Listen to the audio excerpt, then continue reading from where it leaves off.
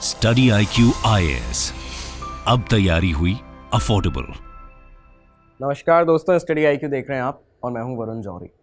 आज बात करेंगे उस ऑपरेशन की, हमारी भारतीय नौसेना के, इंडियन नेवी के उस 40 घंटे के ऑपरेशन की, जिसके बाद सोमालिया के जो समुद्री लुटेरे होते हैं, जो डकैत होते हैं, इनसे एक जहाज़ MV रून को, जो 3 महीने से हाईजैक था, उसे आज़ाद कराया गया। हमारी इंडियन नेवी का वो जाबाज ऑपरेशन, जिसके तहत 17 ऐसे लोग थे जिनको बंदी बना के रखा गया था अलग अलग देशों के, उन्हें आज़ाद कराया गया। और साथ ही करीबन $1 मिलियन का जो कार्गो, मेटल कार्गो जो उस जहाज़ में था, उसे भी आज़ाद कराया गया। कैसे इस ऑपरेशन को अंजाम दिया हमारी इंडियन नेवी ने, और कैसे उन 35 सोमाली जो लुटेरे थे, समुद्री लुटेरे, उनसे सरेंडर करवाया, ये भी आपको बताएंगे। किस तरह से यूरोप, US, जापान की नेवल फोर्सेस से आगे बढ़ते हुए हमारी इंडियन नेवी ने इस ऑपरेशन को लीड किया और इसको सक्सेसफुली रेस्क्यू किया इन सभी लोगों को। ये सब कुछ आज आपको बताने वाले हैं, और कैसे सरेंडर कराया गया, किस तरह से वो प्रोसेस पूरा चला था। तो सारी इंटरनल इन्फॉर्मेशन जो भी है यहाँ पे आज हम आपके लिए लेकर हाजिर हैं। इस वीडियो में आपको सब कुछ जानने का मौका मिलेगा, और इस वीडियो को एंड तक ज़रूर देखिएगा।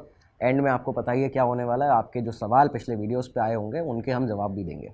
तो अब बढ़ते हैं अपने आज के इस एपिसोड पर। तो साल 2011 पे चलते हैं। 2011 में सोमालिया के तट पर जो समुद्री लुटेरे हैं, उनके जो डकैतियां हैं, जो वो लूटते थे इन समुद्री जहाज़ों को, वो इतनी ज़्यादा बढ़ चुकी थी कि बताया जाता है कि ये उसका पीक टाइम था। करीबन 212 समुद्री डकैतियां उस साल में डाली गई थी इन समुद्री लुटेरों के द्वारा सोमालिया के। हालात इतने ज़्यादा बिगड़े थे और इस तरह के बदहाल हालात थे कि UNSC को, यूनाइटेड नेशन सिक्योरिटी काउंसिल को, 2010 दिसंबर से 2022 मार्च तक 7 रेजोल्यूशंस पास करने पड़े, टारगेट करते हुए इन सोमाली लुटेरों की जो पायरेसी है, लगातार जो ये अटैक करते थे, हाईजैक करते थे जहाज़ों को, इनको टारगेट करते हुए। और इसमें क्या कहा गया था, परमिट दिया गया था इन 7 रेजोल्यूशन में, अलग अलग समय पर परमिट दिया गया अलग अलग फॉरेन कंट्रीज़ की नेवल फोर्सेस को, जो उनके अलग अलग एयर फोर्सेज हैं उनको, कि आप लोग सोमालिया का जो ये जल क्षेत्र है, वहाँ पे पेट्रोल करिए, वहाँ पे जाके आप रेकी करिए, वहाँ पे आप एंटर कर सकते हैं। इसका परमिट यहाँ पे दे दिया गया था अलग अलग फॉरेन कंट्रीज़ की नेवल फोर्सेस को।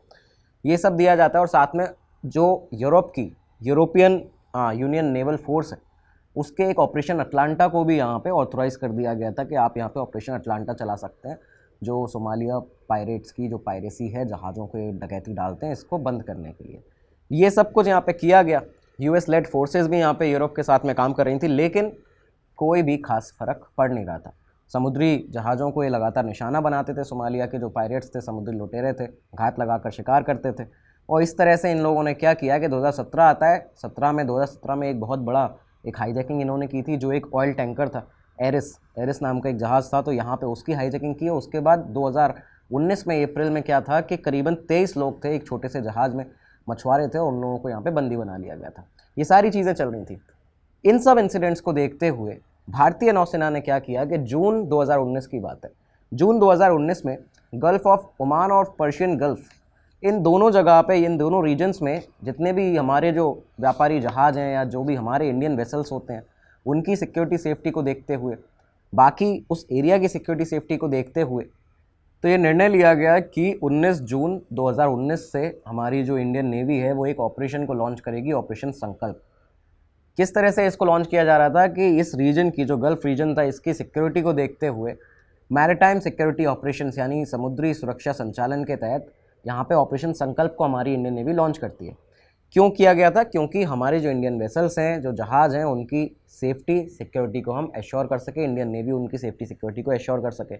और इसी के तहत जो हमारा Indian naval ship INS Chennai और INS सुनैना, इन दोनों को यहाँ पे इन रीजन्स में, गल्फ़ ऑफ ओमान और पर्शियन गल्फ़ में डिप्लॉय कर दिया जाता है। ये चीज़ की जाती है।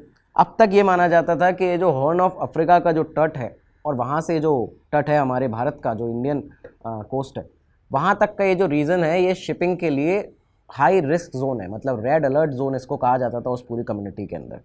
इस क्षेत्र में आपको बता दें, इस पूरे रीजन में करीबन 25 देशों की जो अलग अलग नेवल फोर्सेज हैं, नौसेनाएँ हैं, वो तैनात रहती हैं, लेकिन फिर भी कोई भी गारंटी सुरक्षा की यहाँ पे नहीं दी जाती थी। लेकिन अब हमारी इंडियन नेवी जो थी, उसने अपना ऑपरेशन संकल्प शुरू कर दिया था। और इसके तहत अब होने क्या वाला था, आप ये देखिए। हुआ क्या कि एक बार फिर से समुद्री लुटेरे आते हैं जनवरी 2024 में। जनवरी 2024 में ईरान की एक शिप थी, अल नाइनी, अल नाइमी वो शिप थी, एक फ़िशिंग वेसल था, मतलब एक फ़िशिंग के लिए एक जहाज़ था। उसमें 19 पाकिस्तानी लोग थे, जो कि उसमें मछुआरे थे, जो बाकी और लोग थे, वो टोटल 19 लोग थे, वो पाकिस्तानी हुआ करते थे। अब ये जो लोग थे, इन्हें समुद्री लुटेरे सोमालिया के जो थे, इन्होंने इस पूरी अल नाइमी को हाईजैक कर लिया, इसको अपने पकड़ में ले लिया। जनवरी 2024 की ये बात है।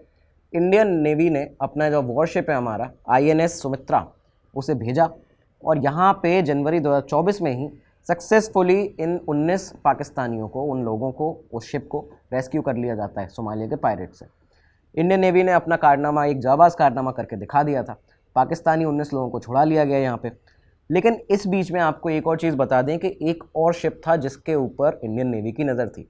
दरअसल एक महीने पहले ही, एग्जैक्ट एक महीने पहले, दिसंबर 2023 की वो बात है, जब दिसंबर 2023 में एक बल्गेरियन मर्चेंट जहाज़ था MV रून, जिसको सोमालिया के पायरेट्स ने दिसंबर 2023 में यहाँ पे हाईजैक करा हुआ था।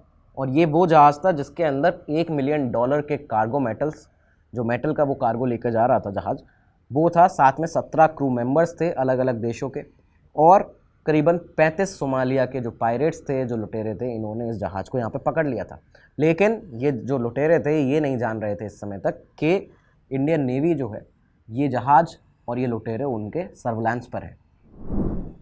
दोस्तों, इस एपिसोड में आगे बढ़ने से पहले सिर्फ एक ज़रूरी सूचना कि स्टोरी टेलिंग का, पावर ऑफ स्टोरी टेलिंग के नाम से एक कोर्स हम लोग आपके लिए लाने जा रहे हैं। आपको वहाँ पे स्टोरी टेलिंग के बहुत सारे तरीके सिखाए जाएंगे, किस तरह से की जाती है स्टोरी टेलिंग, कैसे बात अपनी कही जाती है, और साथ ही साथ में आपको बताया जाएगा कि रिसर्च आकर कैसे करते हैं। तो ये क्लासेस आपकी शुरू होने वाली हैं 5 अप्रैल से। इसके लिए बैचेज़ अवेलेबल हैं आपके लिए। लिंक में नीचे आपको उसका भी लिंक मिल जाएगा डिस्क्रिप्शन में, और साथ में आपके जो एप्लीकेशन है स्टडी IQ की वेबसाइट है, वहाँ पे भी आप जाके इन बैचेस को ले सकते हैं। यहाँ पे आपको क्या करना है, सेम चीज़ VJ लाइव कोड लगाना है, और आपको करीबन 3000 रुपये में एक जो कोर्स है वो मिलता है। और साथ में अगर मेंटरशिप के साथ आपको, यानी कि मुझसे बात करते हुए हमारी बातचीत होगी, हमारी कम्युनिटी बिल्डअप होगी, वो वाला अगर कोर्स जो है वो लेना है, तो वो आपको मिलेगा 5000 रुपये में। तो ये एक नया कोर्स जो आपके लेकर आए हैं, जल्दी से जल्दी आके इसके लिए भी आप अपनी क्लासेस लेने के लिए खरीद सकते हैं इस कोर्स को। और 5 अप्रैल से हमारी क्लासेस जो हैं वो शुरू होंगी। सीखेंगे स्टोरी टेलिंग कैसे करते हैं, रिसर्च कैसे करते हैं। तो वापस से चलते हैं अपने एपिसोड पर। हुआ क्या था कि माल्टा फ्लैग बल्गेरियन मर्चेंट वेसल, ये जो जहाज़ था MV रून जिसका नाम था, ये मेटल कार्गो को लेकर, जो मेटल के कार्गोज थे उनको लेकर साउथ कोरिया के वांगयांग से चला। और चलते हुए जब ये आ रहा था, तो 24 दिसंबर 2023 का वो दिन था जब सुबह के समय सोमालिया के जो पायरेट्स हैं, जो लुटेरे थे, समुद्री लुटेरे, उन्होंने सोमालिया के बुसारो से पूर्व में करीबन 680 समुद्री मील, नॉटिकल माइल्स पर, यहाँ पे इस जहाज़ को हिंद महासागर में, इंडियन ओशियन में अपहरण इसका कर लिया, MV रून का। अब यहाँ पे जब अपहरण कर लिया जाता है इस जहाज़ के अंदर, आपको बता दें अंगोला के, बल्गेरिया के, बर्मा के 17 क्रू मेंबर्स थे। तो टोटल यहाँ पे जो लोग थे वो लोग शामिल थे। साथ में ये जो जहाज़ था वो 37,800 टन का जो मेटल कार्गो था उसको लेकर आ रहा था। इसकी कीमत करीबन $1 मिलियन बताई जाती है। तो ये भी यहाँ पे था, ये भी इन पायरेट्स की पकड़ में आ चुका था। और अब पायरेट्स ने क्या किया, इन समुद्री लुटेरों ने अपनी रकम मांगना शुरू किया। अपना जो इनका रैंसम था, जो इनकी मांग थी, उसको सामने रखा। इनका कहना था कि हमें $60 मिलियन चाहिए। शिप के ओनर्स को इन्होंने ये मैसेज भेजा था कि हमें $60 मिलियन चाहिए, तब हम जाके ये शिप छोड़ेंगे और आपके इन क्रू मेंबर्स को छोड़ेंगे। ये चीज़ यहाँ पे होती है। अब इस हाईजैक की खबर जो थी वो यूरोप को लगती है, यूरोपियन नेवी, क्योंकि आपको बताया था हमने यूरोपियन यूनियन की नेवल फोर्सेज उस रीजन में तैनात थी। इनको ये खबर इसकी लगती है, तो ये क्या करते हैं, यूरोपियन नेवल फोर्सेज सोमालिया की जो अथॉरिटीज़ थी उनके साथ मिलकर यहाँ पे इस जहाज़ को मॉनिटर करना शुरू करती हैं। ये मॉनिटर करना शुरू करती हैं। यूरोप ने अपनी एक नेवी की जो शिप थी ESPS विक्टोरिया, उसको भी यहाँ पे भेजा था, लेकिन कोई भी सफल ये लोग नहीं होते हैं, किसी भी तरह से ये लोग असफल रहते हैं। इसके बाद क्या हुआ कि इस बीच में जो शिप के अंदर क्रू था, जो 17 लोग थे जो बंदी बन सकते थे, उन्होंने क्या किया था कि वो जाके शिप के सिटाडेल में छुप गए थे। सिटाडेल बेसिकली हर शिप के अंदर एक ऐसा प्री बिल्ट एक जगह होती है, एरिया होता है, जहाँ पे उसको बनाया ही इसलिए जाता है कि जब कभी ऐसी पायरेसी के इवेंट हो, जब कभी पायरेट्स हमला कर दें, समुद्री लुटेरे डाकू आ जाएं, आर्म्ड फोर्स कोई आ जाए इस तरह से हमला करने के लिए, तो यहाँ पे सिटाडेल के अंदर जाके वो पूरा जो क्रू है जो उस शिप पे तैनात होता है वो जाके छुप सकता है उसके अपने प्रोटेक्शन के लिए। तो ये सारा जो क्रू था वो जाके यहाँ पे छुप गया। एक दिन बीतता है, अगला दिन आता है 15 दिसंबर। 15 दिसंबर को जब यूरोपियन और जो सोमाली अथॉरिटीज़ थी, ये लोग नाकाम थे यहाँ पे संपर्क साधने में एमवी रून के साथ में, उस शिप के साथ में।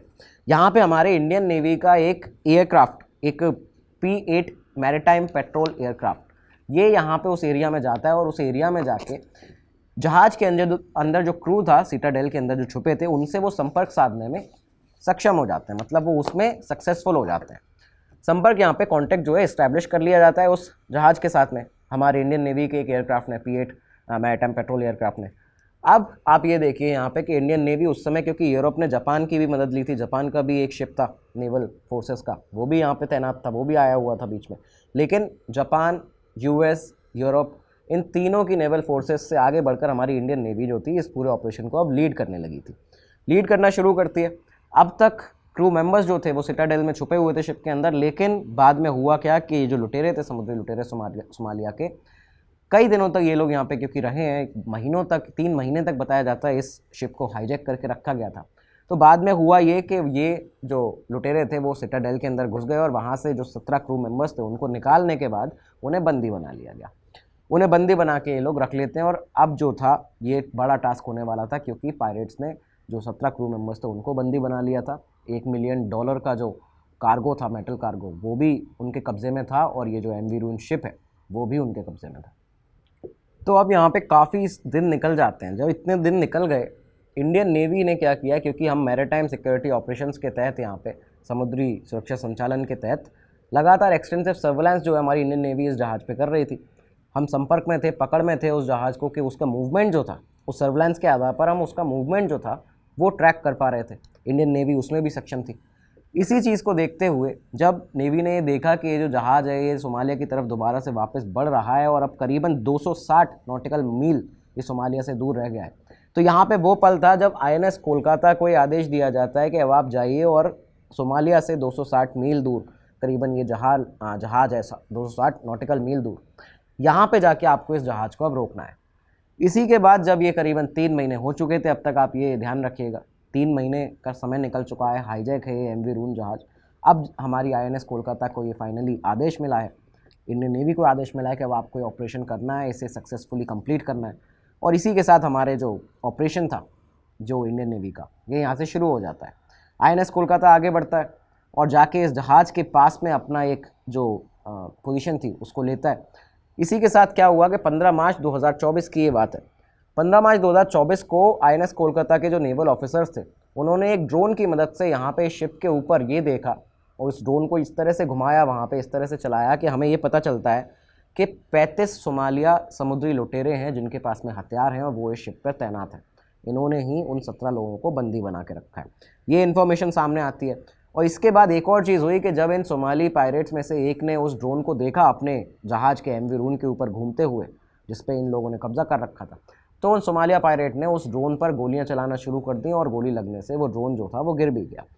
अब यहाँ से जब ये चीज़ हुई तो हमारी भारतीय नौसेना को इस स्थिति पर काबू पाना था, क्योंकि अब सोमाली पायरेट जो थे वो अपनी हदें पार करते जा रहे थे। यहाँ पे उन्होंने अब गोलीबारी भी शुरू कर दी थी। सिचुएशन और ख़तरनाक आगे हो सकती थी, तो इसको जल्दी से जल्दी कंट्रोल में भी लाना था। इसी बीच में INS सुभद्रा जो है हमारा वॉरशिप, तो यहाँ पे सुभद्रा भी इस ऑपरेशन में शामिल हो जाता है। और इस पूरे ऑपरेशन को जो निगरानी, जिसको मॉनिटर कर रहे थे, वो था हमारा इंडियन नेवी का information fusion centre for Indian ocean region, यानी IFC IOR। ये पूरे इस ऑपरेशन को निगरानी कर रहे थे, इसकी मॉनिटरिंग कर रहे थे।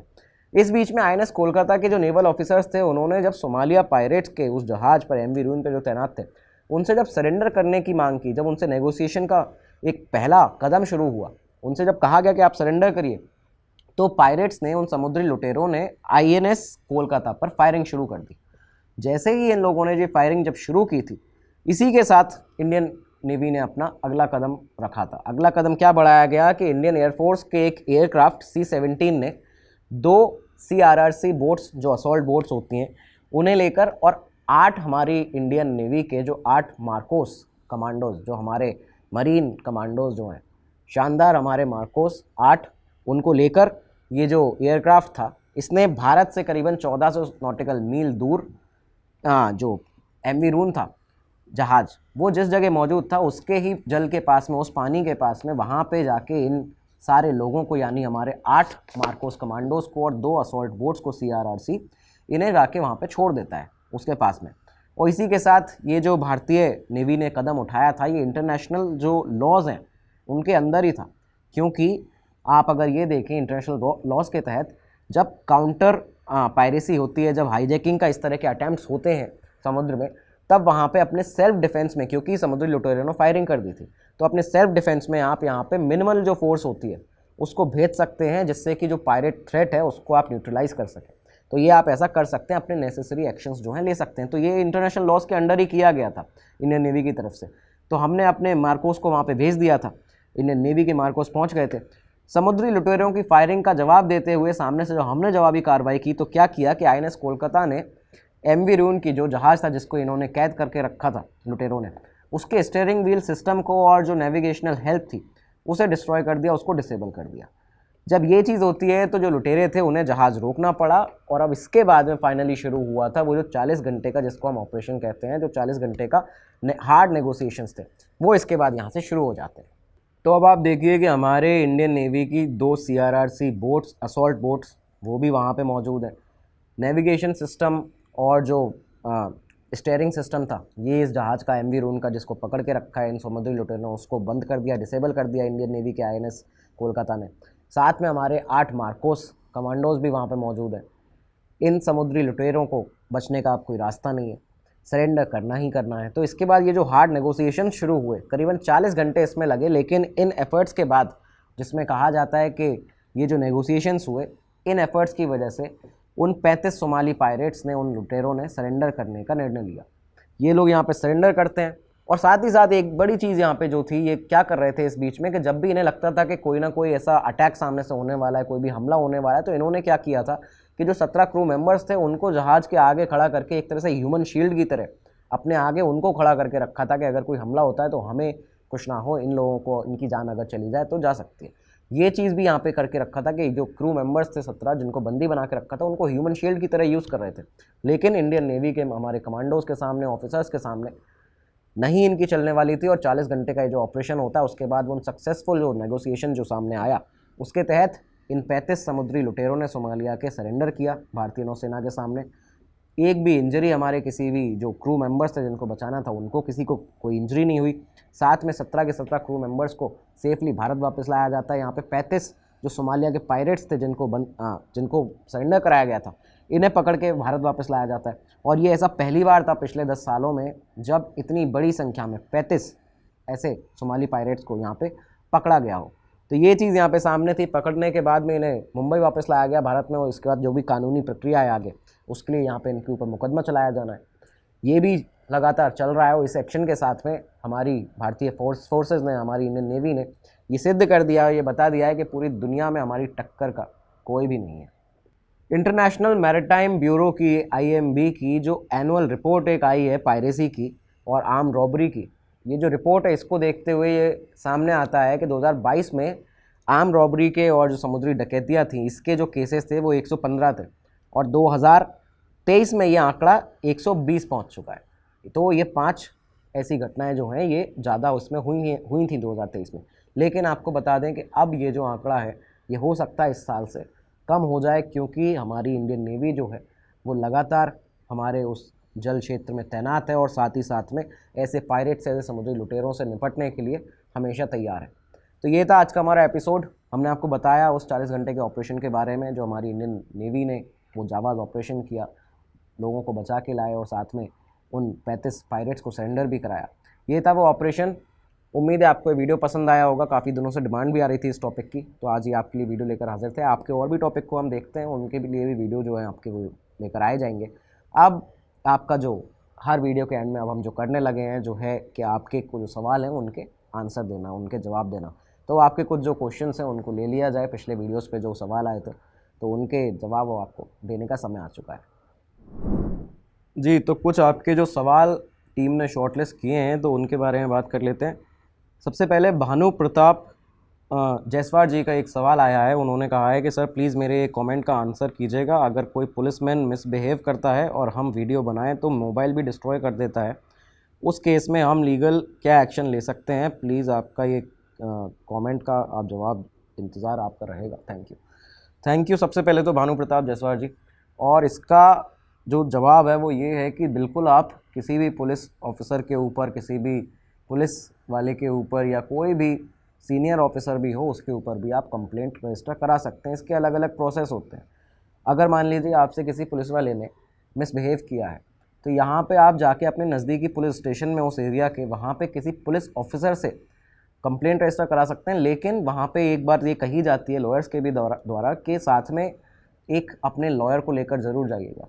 किसी भी एक लॉयर को साथ में लेकर उस पुलिस स्टेशन में पुलिस ऑफिसर के पास आपको जाना चाहिए जो आप किसी पुलिस वाले की कंप्लेंट वहाँ पे कराने जा रहे हैं। दूसरी चीज़, अगर वो पुलिस ऑफिसर जो स्टेशन में है, या मान लीजिए कहीं आपसे पुलिस ऑफिसर ने ही मिसबिहेव कर दिया है, तो आप क्या करेंगे कि इसके लिए आप कमिश्नर ऑफिस में जा सकते हैं। अपने सिटी के कमिश्नर ऑफिस में जाइए, वहाँ पर आप कंप्लेंट दर्ज करा सकते हैं। इसके बाद एक और चीज़ सामने आती है, कई लोगों का सवाल ये भी आता है कि जब सुपरिटेंडेंट ऑफ पुलिस, जब बड़े लेवल के कोई अफसर जो होते हैं, इस तरह के जो ऑफिसर हैं, वो अगर मिसबिहेव करते हैं जनता के साथ में, फ़ोन तोड़ देते हैं या गाली गलौज हो जाती है या मारपीट हो जाती है, बताया जाता है सबसे पहले आपको अपना जो कामनेस है, जो आपका एक शांतिपूर्ण व्यवहार है, उसको बनाए रखना है। पुलिस वालों के साथ कभी भी आपको हाथापाई पर नहीं उतर आना है। ये चीज़ें कभी भी नहीं करनी है। आपको क्या करना है, उस समय आप शांति से अपना जो एक बिहेवियर है उनके सामने वो करिए। इसके बाद लेकिन आप क्या कर सकते हैं, आप अपनी बड़े किसी ऑफिसर के लिए, जैसे सुपरिटेंडेंट ऑफ पुलिस है, कोई बड़े अफसर हैं, उनके लिए उनकी शिकायत करने आप अपने सिटी के जो मजिस्ट्रेट है वहाँ जा सकते हैं। मजिस्ट्रेट की तरफ से एक ऑर्डर पास होगा पुलिस ऑफिसर के लिए, पुलिस स्टेशन के लिए, और उसके बाद उस ऑर्डर के आधार पर पुलिस को यहाँ पे FIR दर्ज करनी ही पड़ेगी। तो ये एक प्रोसेस होता है कि आप ज़रूर आपके ऊपर अगर किसी भी तरह का अत्याचार होता है आप उसकी शिकायत कर सकते हैं। अगला हमने यहाँ पे लिया है जो है ये संस्कृति 4702, ये इनका अकाउंट है। यहाँ से आया है कि सर बेस्ट स्टोरी टेलिंग और वेरी वेल प्रेजेंटेड। ये सर्व भौमिक एक कमेंटर हैं, ये एक यूज़र है, उनका आया है। थैंक यू सो मच संस्कृति जी, भौमिक जी। स्टोरी टेलिंग के लिए आपको बता दें, एक और जो हम नया कोर्स भी लाने वाले हैं वो भी लॉन्च होने वाला है 5 अप्रैल से। आपको वहाँ पे स्टोरी टेलिंग भी सिखाई जाएगी और रिसर्च के बारे में भी बताया जाएगा कि ये कैसे करते हैं, कैसे अपनी कहानी, अपनी बात कहते हैं। अपनी बात कहना बहुत ज़्यादा ज़रूरी है। ये आपको आपकी रोज़मर्रा की ज़िंदगी में, आप चाहें बिज़नेस प्रोफेशनल हैं, चाहे सोशल मीडिया इन्फ्लुएंसर हैं, बनना चाहते हैं, वीडियो बनाना चाहते हैं, आप कंटेंट क्रिएटर बनना चाहते हैं, मान लीजिए आप अपने बॉसेस के सामने, अपने मैनेजर्स के सामने, कॉर्पोरेट लाइफ में अपनी बात कहना चाहते हैं, हर जगह स्टोरी टेलिंग बहुत ज़रूरी है। स्टोरी टेलिंग का मतलब सिर्फ यही नहीं है कि आपने 4-5 लोगों को सामने बिठा के अपनी कहानी बता रहे हैं। आप, उसका मतलब है कि आप अपनी बात कैसे कह रहे हैं लोगों से, किस तरह से लोग आपकी बात को सुन रहे हैं। तो ये चीज़ ज़रूरी है। तो इसके लिए कोर्स 5 अप्रैल से आने वाला है और इसको आपको बताया जाएगा, पढ़ाया जाएगा किस तरह से स्टोरी टेलिंग करते हैं, रिसर्च करते हैं। तो धन्यवाद आपके कमेंट के लिए, लेकिन आप ये कोर्स भी ज्वाइन यहाँ पे कर सकते हैं। इसके साथ ही एक और MK_शॉर्ट्स इनका चैनल है, इनका कमेंट जो आया है, I love your session, thank you so much. और आया है कि brilliant presentation, I am amazed to know the insights of Lal Bahadur Shastri ji death mystery, really thankful for this episode. Thank you so much. ज़रूर जाके आप लोग भी उस एपिसोड को देखिएगा, बहुत ही इन डेप्थ रिसर्च करके आपके लिए वो एपिसोड लेकर आए थे। और अंकुश कश्यप जी का आया है कि सर होमी जहांगीर बाबा जी की बात कर रहे हैं, डॉक्टर होमी जहांगीर बाबा, उनकी डेथ मिस्ट्री पर वीडियो बनाइए प्लीज़। तो उनकी डेथ मिस्ट्री के ऊपर भी वीडियो आ चुका है, उसको भी जाके आप, इस वीडियो के डिस्क्रिप्शन में प्लेलिस्ट है, वहाँ पे जाके ज़रूर देख सकते हैं। बाबू नायडू जी का कमेंट आया है कि your steamed video is very knowledgeable and moreover what happened in the past come to deeply. Jai Hind. जय हिंद बाबू नायडू जी। और यही उद्देश्य रहता है कि जो भी हमारे भारत के इतिहास में इतनी जो चीज़ें रही हैं, जो केसेस रहे हैं या जो इंसिडेंट्स हुए हैं, उनके बारे में आपको पता होना बहुत ज़रूरी है। हमें हमारे भारत के बारे में पता होना बहुत ज़्यादा ज़रूरी है और यही उद्देश्य रहता है। इसलिए आपके लिए इस तरह के हम वीडियोस जो हैं वो लेकर आते हैं, चाहे वो आज के हों या फिर पुराने बीते हुए समय के हों। और उसमें उद्देश्य ये भी होता है कि ऐसी इन्फॉर्मेशन लाएँ जो आपने सुनी हो, लेकिन उसके बारे में बहुत इन डेप्थ तरीके से आपको हम बता पाएँ, उसके बारे में आपको ज़्यादा पता चल पाए। इसके बाद आयुष सेठ जी का कमेंट है कि sir use some animations, it will make your video more engaging, although I like to hear your case studies। Ayush सेठ जी, ये कमेंट जैसे कई बार आता है हमारे सामने कि अपने वीडियो में आप एनिमेशंस यूज़ कर लिया कीजिए, पिक्चर्स यूज़ किया कीजिए, लेकिन जब ओवरऑल सारे हमारे लिसनर्स और व्यूअर्स के एक तरह से कमेंट्स को देखा गया तो वहाँ पे ये सामने आता है कि इस तरह से जो हम बातचीत करते हैं इसमें, क्योंकि ये फील आता है कि आप लोगों से हम डायरेक्ट बातचीत कर रहे हैं, एक तरह का कॉन्टैक्ट हमारा बनता है और ये बहुत ज़्यादा ज़रूरी है। जो आपके साथ में हमारा कांटेक्ट बना हुआ है ये इसी वजह से कि हम इस तरह से वीडियोस करते हैं, हम आपसे डायरेक्ट बातचीत करते हैं, बिना किसी लाग लपेट के यहाँ पे हमारी बातचीत होती है। आप अपने व्यूज़ रखते हैं कमेंट्स में, हम अपने बताते हैं, तो ये ज़रूरी है। हम चाहते हैं कि आप जो हम आपको चीज़ें बता रहे हैं भारत के इतिहास की या जो भी चीज़ें हैं, जितने भी इंसिडेंट्स हैं, आप उनको फील कर पाएँ, आप उन्हें सोच पाएँ अपने नज़रिए से, आप उन्हें अपने नज़रिए से उन जगहों को, उन प्लेसेस को, उन नामों को, उन लोगों को सोचें कि आखिर ऐसा हुआ होगा तो क्या था, किस तरह से ये हुआ होगा, क्योंकि इससे आपकी इमेजिनेशन स्किल भी बढ़ेगी, पावर भी बढ़ेगा उसका। और साथ में जो स्टोरी टेलिंग और रिसर्च है, इसका भी इसमें बहुत बड़ा रोल है, ये भी आपका डेवलप होगा धीरे धीरे। तो इस तरह से ये एपिसोड इसलिए यहाँ पे किया जाता है। तो धन्यवाद आयुष सेठ जी कि आपको ये केस स्टडीज़ पसंद है और आपका जो एनिमेशन और पिक्चर्स का यूज़ करने का एक एडवाइस है उसको भी हम ध्यान में रखेंगे, आगे देखते हैं इसके बारे में। त्रिदीप चक्रवर्ती जी का कमेंट आया कि sir is it possible to crack UPSC for a working professional. Tridip ji, इस दुनिया में इम्पॉसिबल नाम की तो खैर कोई चीज़ है ही नहीं, इम्पॉसिबल तो कुछ भी है ही नहीं। आप चाहे वर्किंग प्रोफेशनल हो, चाहे आप सेल्फ स्टडी कर रहे हो, चाहे आप किसी कोचिंग संस्थान में जाके पढ़ रहे हो, चाहे आप अपनी सेल्फ स्टडी किसी कोचिंग संस्थान से कर रहे हो, आप किसी भी चीज़ को करने के सक्षम है और आप कुछ भी कर सकते हैं। आप बस मन लगाकर अपना काम करिए, तैयारी करिए, और साथ में स्टडी आईक्यू तो आपके लिए है ही। स्टडी आईक्यू के पास इतने सारे कोर्सेज हैं यूपीएससी सीएससी के लिए। किसी भी कोर्स को आप यहाँ पे लेंगे तो आपको ज़रूर आपकी यूपीएससी की जो तैयारी है उसमें आपको एक मजबूत तैयारी आपकी कराएंगे। यहाँ पे बेस्ट फैकल्टी है, बेस्ट स्टडी मटेरियल है, शानदार कोर्सेज आपके लिए डिज़ाइन किए गए हैं। तो जाके आप डिस्क्रिप्शन बॉक्स में यहाँ पे देख सकते हैं, सारे लिंक्स मिल जाएंगे और वहाँ पे वीजे लाइव कोड भी यूज़ कर सकते हैं। तो ये भी चीज़ है। इसके बाद कुरुल उस्मान जी का, कुरुल उस्मान सीज़न 3876 ये इनका यूज़र अकाउंट है और यहाँ से इनका कमेंट आया कि सर मैं पाकिस्तान से हूँ, मैं आपके वीडियोस देखता हूँ, बहुत नॉलेजफुल हैं और अफ़गानिस्तान के करेंसी के बारे में वीडियो बनाइए। कुरुल उस्मान जी, बहुत बहुत धन्यवाद आपका कि आप पाकिस्तान से हमारे वीडियोस देखते हैं। और अफ़गानिस्तान के करेंसी ये जो आपने टॉपिक बताया है कि इसके ऊपर कोई वीडियो बनाना है, तो आप इसके बारे में थोड़ा सा और डिटेल में एक बार हम भी इसकी जांच पड़ताल करेंगे, देखेंगे कि क्या है वहाँ पे मुद्दा, क्या है, क्या केस, क्या वीडियो बन सकता है, क्या टॉपिक है। लेकिन आप भी इसके बारे में कुछ और ज़्यादा जानकारी दे पाएँ तो बहुत अच्छा होगा, महत्वपूर्ण होगा।